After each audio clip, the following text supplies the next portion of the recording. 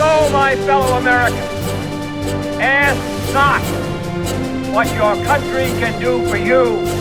Ask what you can do for your country. Hey, Master Sergeant Floyd here. Welcome to another edition of Case in Point. Today is August the 16th, 2022. Today I'll talk a little bit about Elvis Presley and Army leadership, what you can do as an E3 or E4 to help you succeed faster in the Guard. I'll talk about some key differences between active duty and National Guard, and we'll talk a little bit about the Constitution. Case in Point's purpose here is to pass along experience and information to help the most people possible, but they have to want the help. That's the discretionary effort that we talk about. You don't have to, but you do it anyway. It helps you, and it helps those in your orbit. So today is the 45th anniversary of the death of Elvis Presley. He died August the 16th, 1977. I was 3 days shy of my 10th birthday, but I remember it very distinctly. I remember being sad and crying when he died. I come from a family of Elvis fans. My mom had Elvis records in the house coming up. I listened to it a lot, and I knew that he was a superstar growing up. So I was an Elvis fan too. So how does this relate to Army leadership? Well, as you may know, Elvis was in the Army for 2 years, 58 to 60, and he went from Private E1 to E5 in a period of 2 years. And we all know that an NCO is a leadership position. You're in charge of other people, and you have a direct impact on their career because of your direct supervision of them and your evaluations of them. But you don't have to wear stripes to be a leader or demonstrate leadership attributes. You can and you should, no matter what rank. Now, should is discretionary. Let me say again what I mean by discretionary effort. In the Guard, we've talked about this, to stay in the Guard, the requirements are very minimal. All you have to do is show up to drill, shoot minimum at the range, pass your height and weight, and pass a PT test. And with those bare minimums, you can stay in the Guard and have a career. But everything else that you choose to do is discretionary. It's your choice. And that's what we focus on here. So any rank can be a leader, any rank. Leadership is just influencing people to do things. That's leadership. Anybody can demonstrate that attribute. Now, Elvis Presley, on the day that he enlisted, was given a leadership role. The very minute that he enlisted. You may remember this process from your own time at MEPS. Roll it. I, Elvis Presley, do solemnly swear that I will bear true faith and allegiance to the United States of America. Congratulations, you are now in the Army. You are all privates. That's the way you will be addressed from now on. Private Presley, you'll be in charge of the group. Do you remember that day, your day at MEPS when you enlisted? My friend Jimmy Campbell was put in charge of our group when I enlisted in 1986. Why do you think they put Elvis Presley in charge of his group? And I'll tie this to the National Guard in a minute. But why do you think that they put him in charge? Well, by this time in 1958, Elvis had been regionally famous, that is, in his area, the South and Mid-South, for over 3 years. And he's been nationally famous for over 2 years. And by that I mean he's been a movie star. He's got 4 movies under his belt. He's managing millions of dollars in budget. He's in charge of several people directly. He's flying across the country. He's doing press and promotion tours. He's bought 2 houses by now. He's been involved in lawsuits.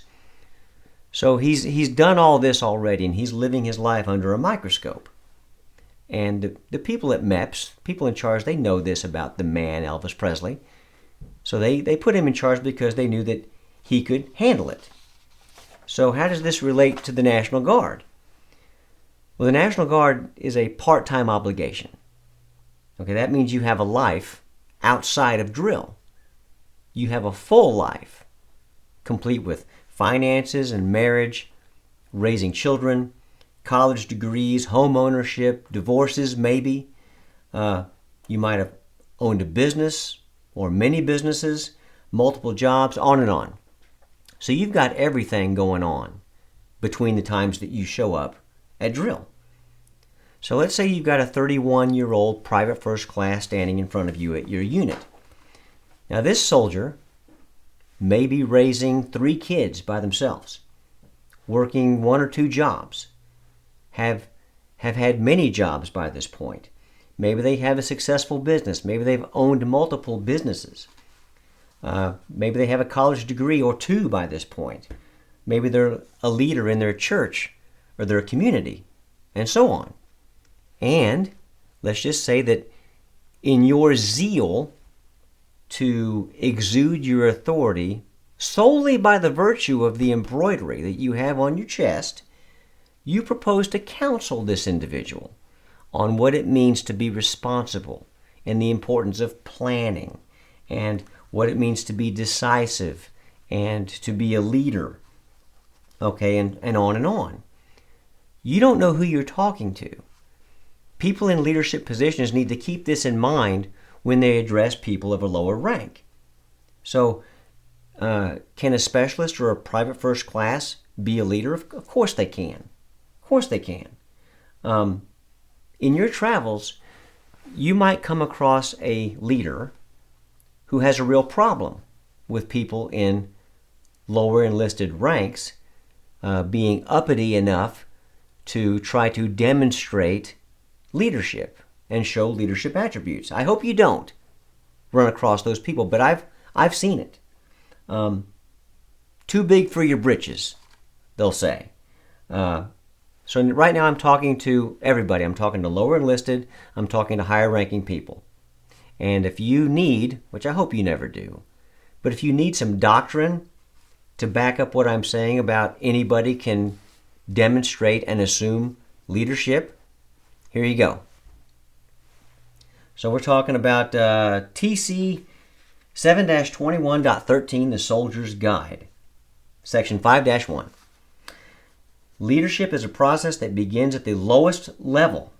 You need to recognize that these skills never stop evolving. This includes, but is not limited to, previous employment, experience outside the military, education, and vocational aptitude.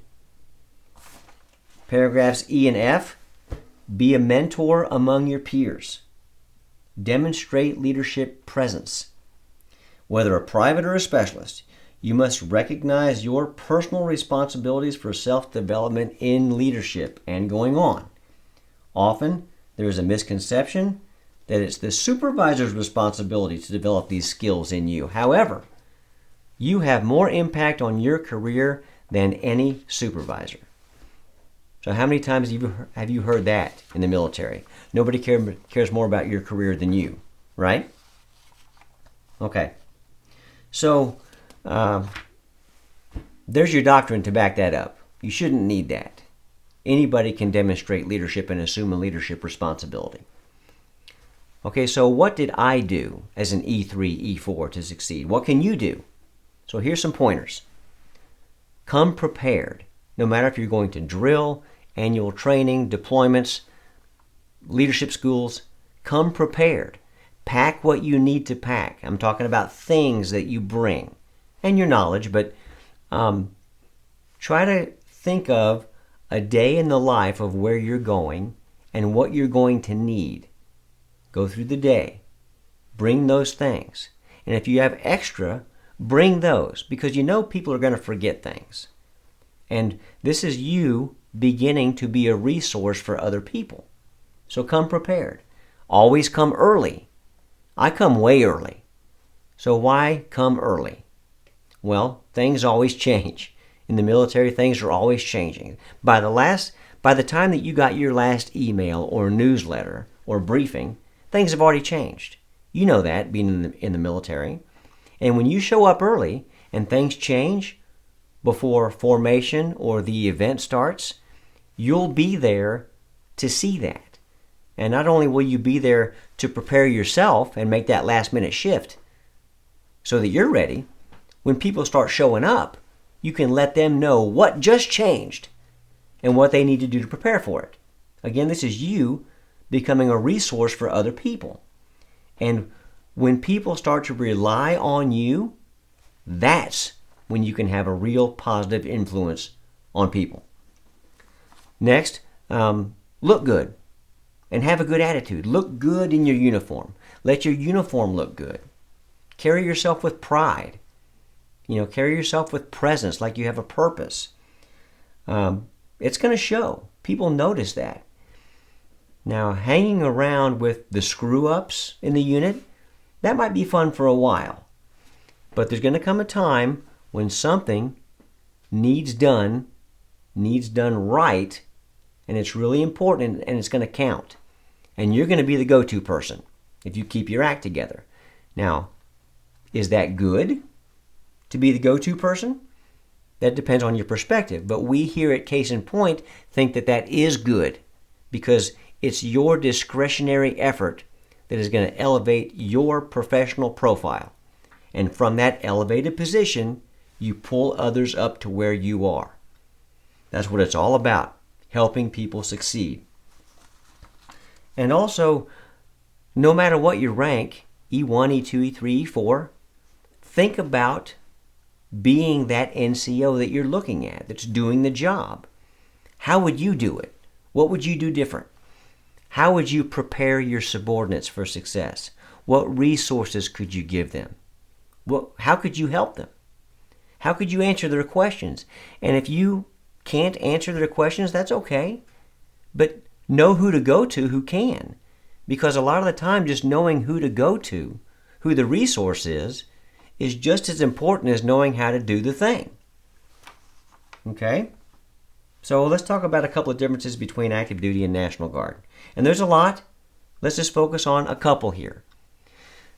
The regulations that you read, the ARs and the FMs and the ALARACs, all of that, those are written with active duty in mind. I'm not saying that they don't apply to Guard and Reserve.